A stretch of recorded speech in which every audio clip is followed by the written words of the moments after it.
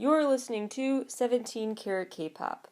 For more information about the variety of topics covered on the show, as well as my other podcast, How to Stan, visit 17caratkpop.weebly.com. And if you enjoy this episode, please consider becoming a monthly donor to support my work and allow it to continue to go on and be free for all to access for as low as 99 cents a month. Visit the Support the Show link on my site's homepage for more information. Hello everybody, and welcome back to 17 Carat K-Pop. I apologize once again for the technical difficulties last week. We did not have a headline roundup episode last week, so we have a lot to talk about today because it's 2 weeks worth of K-pop news.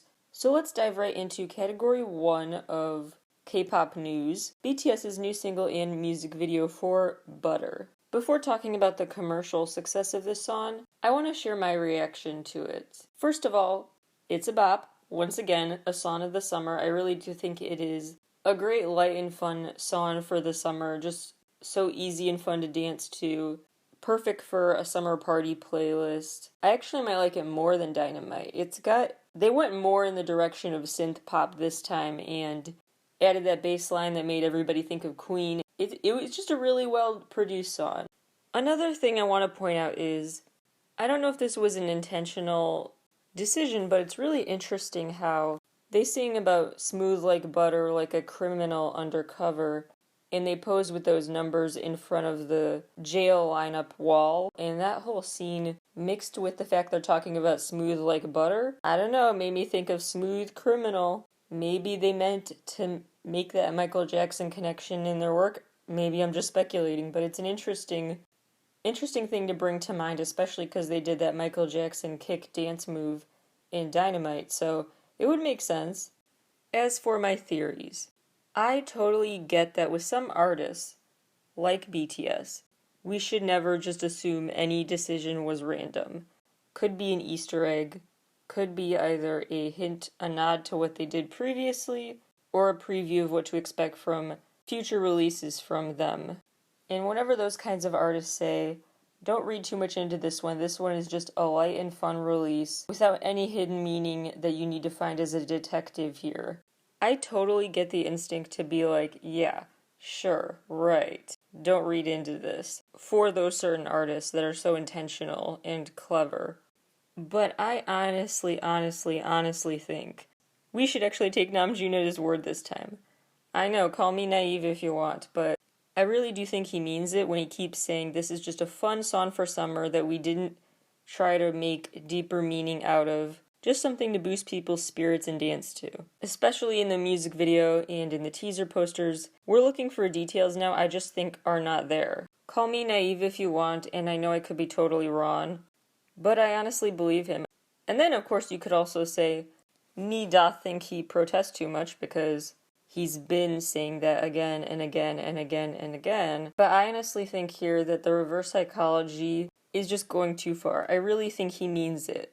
When he says don't read into this one, you don't need to play detective right now. As for the yellow lollipop, which was a big detail that my fellow army sleuths noticed in the teaser poster, I honestly think that what happened was BTS was in meetings planning this release and planning as they always do at every step of the way. So what should the whole theme be of this? What details should we add to it that fans can point out and find later on?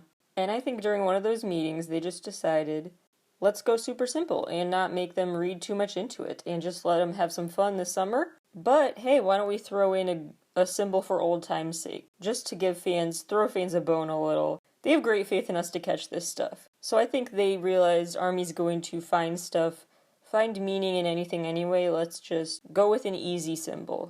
So let's just use a symbol that ARMY has seen in a million of our music videos before, and that's really it.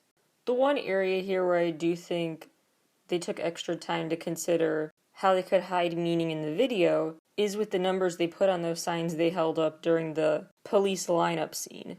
And they further showed they just want ARMY to take a break from playing detective because they just flat out told us what those numbers are for them. Some of them confirmed they just chose random combinations of numbers, but others picked special days for them Like Jungkook picked 110604, which is the first day he joined the dorms at Big Hit. Jimin picked the date of BTS's first concert. RM picked the day they were at the Grammys. So it's not like they treated this comeback without the same care and attention they do all their comebacks. I just think they did it in a different way. One that was not about reading between the lines in any way. But of course, another really solid comeback from them that has broken so many records. When the music video was premiering, 3.9 million people were concurrently viewing it, which actually broke their Dynamite record by a lot. Dynamite had an audience of 3 million for the live premiere. This one had 3.9 million. After 13 minutes had passed, it had already reached 10 million views in record time for YouTube. 2 hours and 20 minutes later, 30 million views. 19 hours later, 95 million views. 21 hours later, 100 million views. Less than a week later, 200 million. Thanks to the Butter single and music video, BTS now has 5 more Guinness World Records. Hopefully for the sake of their lucky number, they've reached 7 Guinness World Records broken pretty soon, and maybe they have by the time this episode comes out. Most viewers for the premiere of a YouTube video, most viewers for the premiere of a music video on YouTube, most viewed YouTube video in its first 24 hours, in 24 hours by a K-pop group, and most streamed track on Spotify in its first 24 hours, beating Justin Bieber and Ed Sheeran's record. Their collab, I Don't Care, had surpassed 10.97 million streams. 10.97, and this one surpassed 11 million streams in the first 24 hours. This song has topped iTunes in 101 regions. It became their highest ranking chart song yet for the Billboard Pop Song Radio Airplay chart, and it was tweeted about 31 million times on its release day, which averages to about 5 million tweets about the song per hour. If you want a quick rundown of the press conference for Butter, there are 2 main takeaways I got from it. One is that, as always, they are very deep and reflective on their platform and how to best use it. They're constantly considering, and Namjoon was talking about this, how they're constantly reassessing, and especially now as they didn't win a Grammy, but got nominated for one. What do they really want? What will actually satisfy them? And why do they do this? What is the purpose of their music? How they can best serve others through music. They just have such a strong sense of purpose about that I really respect. The other big takeaway I got is, based on the way they carefully worded it, it definitely sounds like this is meant to be a song to tide us over until their next comeback. So they have been hard at work on their next album already, but they made it sound like, hold on for a while, enjoy this song for the summer, and we'll be back with the album later. I do think they'll probably have a 4th quarter album release, and until then, enjoy this song of the summer. And also be aware of the fact V has been saying he wants to release his debut mixtape by the end of this year, but that's also what he was saying throughout last year. He keeps admitting to pushing back the release date because it's becoming a more involved project for him than he ever expected. So I predict that it will be pushed back yet again, and his mixtape will come out early 2022. But he might release a song or 2 off of the mixtape before that, so something to look forward to. Especially also because in his Rolling Stone profile, he talked about how Sweet Night, his OST, was meant to be originally just a song for his mixtape, not a soundtrack song at all. More BTS updates. Since the last time we talked about them on the show, they've won 6 new awards, at the very least.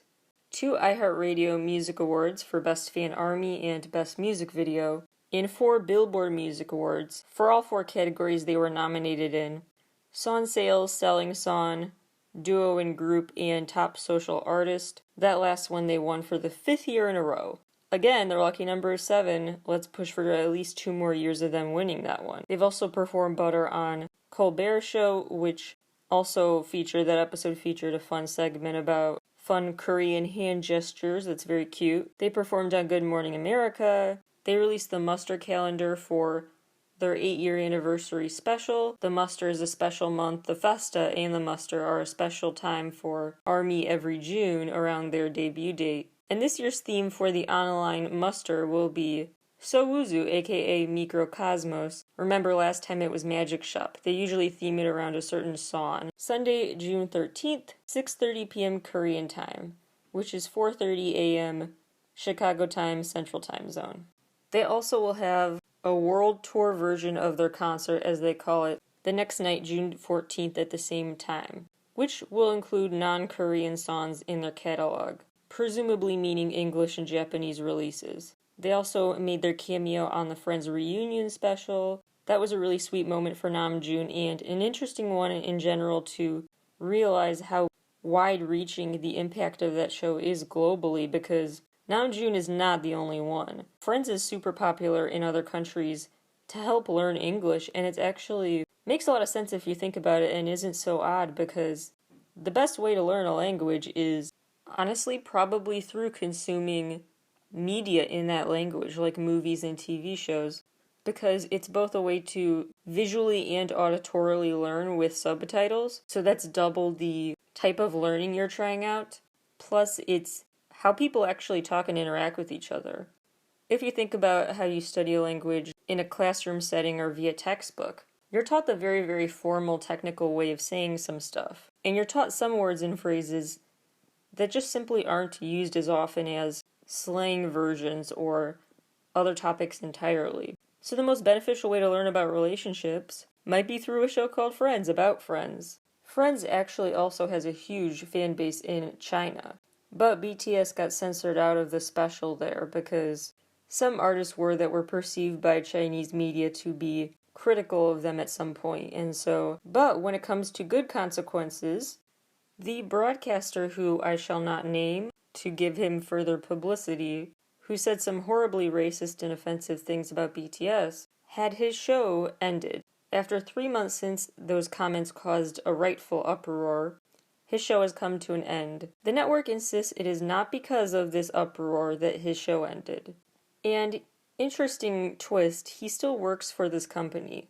So it's not like they wanted to just sever all ties with him, because he works for them as a podcast editor, so they still wanted to give him a paycheck and keep him on board the team, just not have a front-facing role anymore. And I honestly think there's no way his show's ending was not at least at some level affected by the outrage. I cannot imagine a fandom as giant and passionate as the ARMY not impacting their decision, not causing enough blowback to cause that company to have some sort of crisis meeting to talk about what to do, some PR crisis moment. So I have a feeling that's what happened.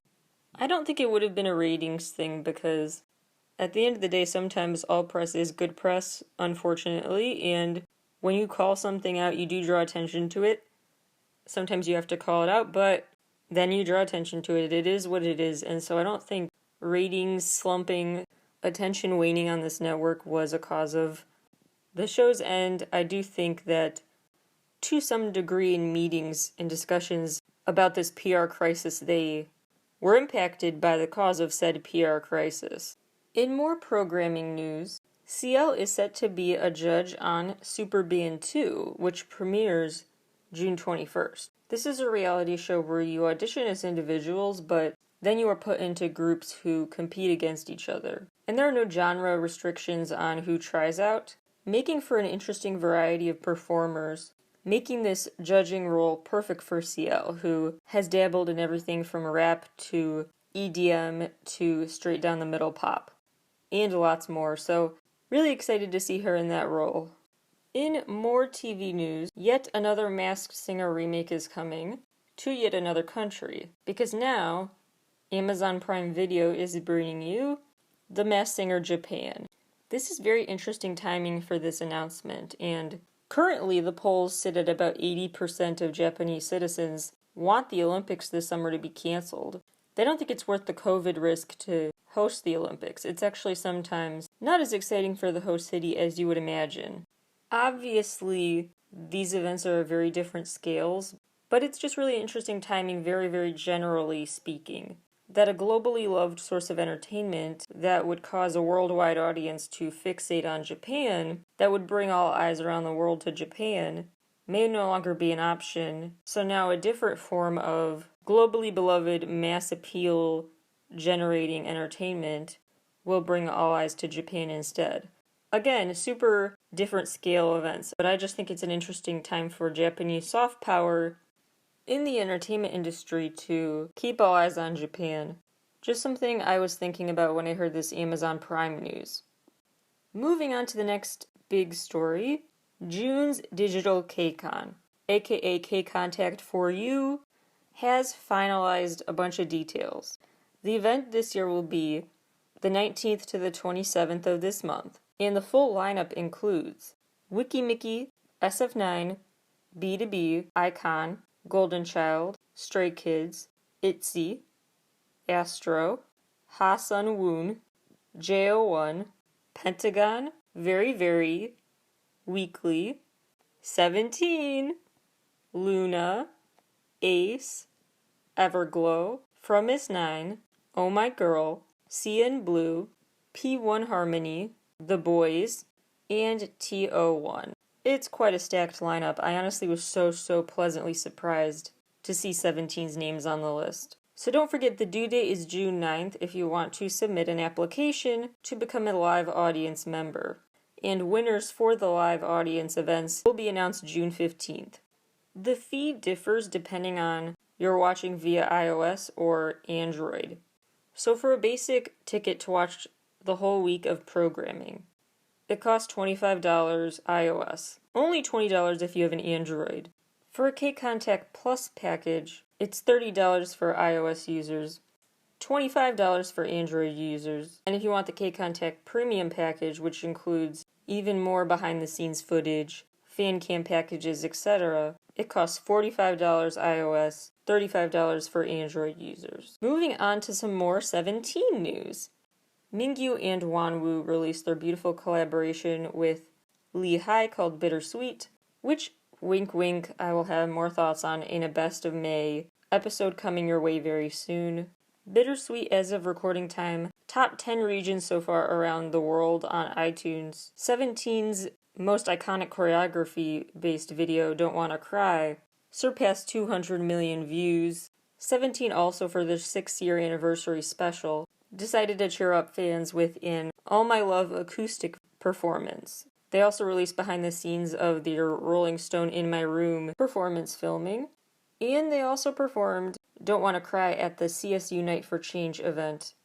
So they've been very busy, and will only get busier when it's time to promote their June comeback. Shameless plug/plea. Feel free to call into the show sometime, 17. You are always welcome. It'd be a dream to have you as a guest sometime, or even just for an interview on the site. And don't forget, if you want to see them at K-Contact, their date on the schedule is for June 24th, both the meet and greet and live concert segments airing. Now for some more rapid-fire headlines aside from those categories. A Tri-B staff member was diagnosed with COVID-19. All of the band members tested negative, though, and then returned to promo activities as planned. Everglow has decided to change their group leader to Shihyun. It honestly sounds like it was a mutual decision among the members, with no particular bad blood reason for the switch. Monsta X has finally rescheduled for real their North American tour dates, starting January 29th in New York in 2022, and ending in LA February 2nd, 2022. If you got a ticket for the original 2020 dates, that ticket should be honored for the new date. Twice is set to perform on The Ellen Show June 9th to promote their new album. Perfume, J-pop icons, are part of the Primavera Sound Festival lineup for 2022. Both BTS's Map of the Soul 7 and Blackpink's The Album are nominated for Lion Awards, which is a People's Choice charity award show.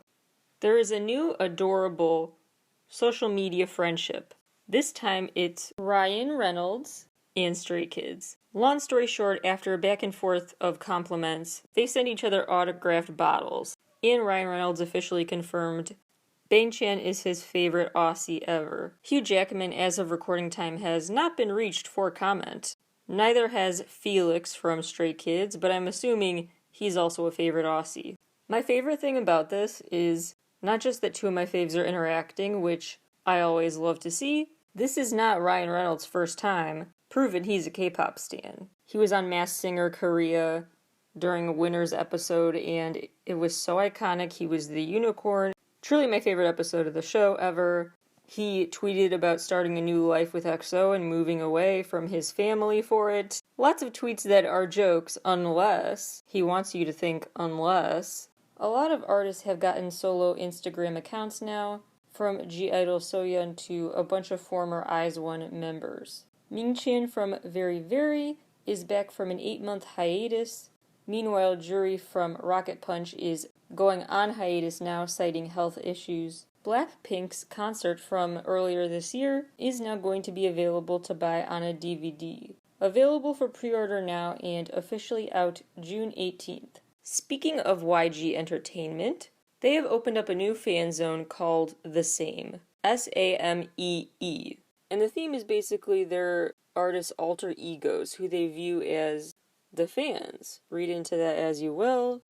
This will be a place for merch sales, obviously, as well as a cafe and different spaces to hold fan events and exhibitions. Tableau from Epic High is set to produce a new Amazon comedy series with Scooter Braun projects called Neon Machine.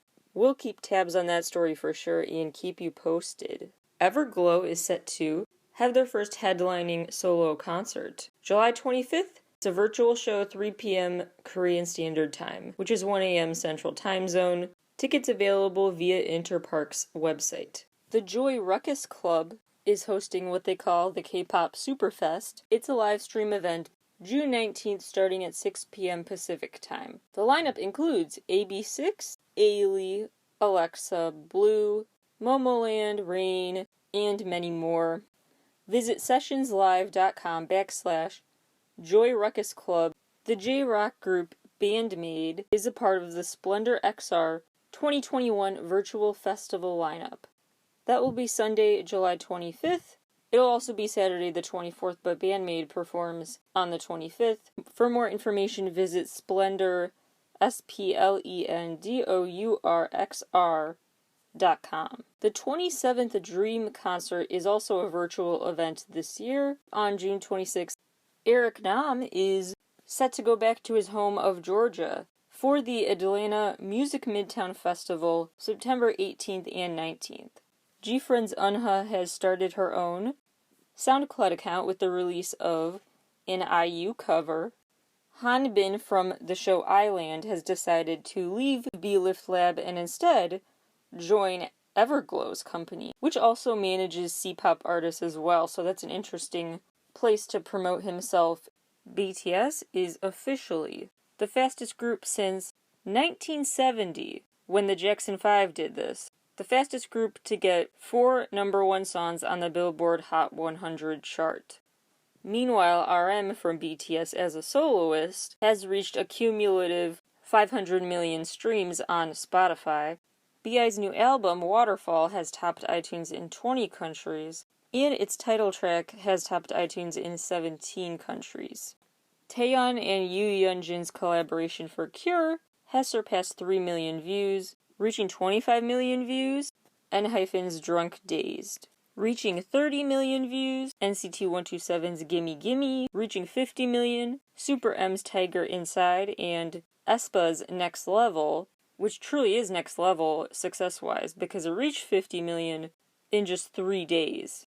Reaching 80 million views is BTS with Persona, and Kai with reaching 100 million, Super M with Jopping, Niju with Step in a Step, ITZY with In the Morning, which is their fastest to reach that, BTS with Shadow, and TXT with Blue Hour. By the way, TXT's new album has also had the achievement of surpassing 700,000 stock pre-orders, more than 500,000. The song Breakthrough by Twice appears to have been very aptly titled. After surpassing 100 million views, Twice officially became the girl group with the most videos over 100 million in YouTube's history, surpassing Little Mix, because Twice now has 17 different videos with over 100 million views each. Reaching 200 million views, BTS's No More Dream, 300 million on Twice's I Can't Stop Me, 500 million on Twice's What Is Love, and iKON's Love Scenario, 700 million for Blackpink's How You Like That Dance Practice video. Dynamite by BTS has reached 1.1 billion views. Kill This Love is the fastest K-pop group video to reach 1.3 billion views. Rosé's On the Ground became the fastest K-pop solo debut song to reach 100 million Spotify streams. And Blackpink's Kill This Love EP just became the first EP from a girl group to ever reach 800 million streams on Spotify. Taeyeon is the first NCT member on his own to get a Spotify profile to reach 630,000 followers. NCT Dream just became double million sellers, 2 million copies sold in 16 days since its release. Red Velvet's Joy has a debut solo album called Hello that topped iTunes in 26 international regions. And lastly, J-pop star Lisa has surpassed 2 million subscribers on YouTube. That wraps up today's episode. Stay tuned for a new episode of the recurring episode theme, Stay Tuned, which has a new episode coming very soon, plus my best of May recap on the way. So stay tuned to the site and the podcast. Lots coming. Thank you as always for listening, and before I go, your book recommendation of the day, How the Word is Passed by Clint Smith. As we reflect on the 100-year anniversary of the Tulsa Race Massacre, it's more important than ever to stop and think about how we remember or misremember or don't remember fully. What have we learned in school? What have we not learned? And from whose perspective, through whose lens, did we learn about those issues from? How can we get a fuller picture of history? And that's all I'll say for now, but go check out How the Word is Passed.